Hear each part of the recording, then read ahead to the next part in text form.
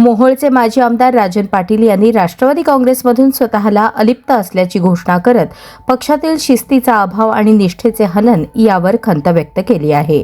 मुख्यमंत्री देवेंद्र फडणवीस यांची भेट घेतल्यानंतर माध्यमांसमोर बोलताना पाटील म्हणाले की जिथे शिस्तच उरली नाही तिथे निष्ठेला फार महत्त्व नाही. दुर्दैवाने आज राष्ट्रवादीमध्ये तशी परिस्थिती दिसते आणि या कारणास्तव त्यांनी भाजपमध्ये जाण्याचा निर्णय घेतल्याचे संकेत दिले.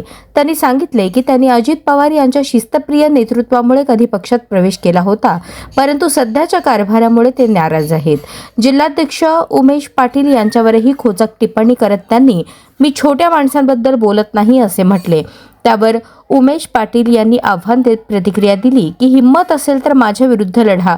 जर मी जिंकले तर मी राजकारण करत राहीन, परंतु पराभव झाल्यास राजकारण सोडेन. राजन पाटील यांनी माजी आमदार यशवंत माने यांच्या निर्णयास समर्थन दिले आणि ते देखील त्यांच्या सोबत येण्याची शक्यता आहे असे सांगितले. पुढील अधिकृत घोषणा लवकरच अपेक्षित आहे.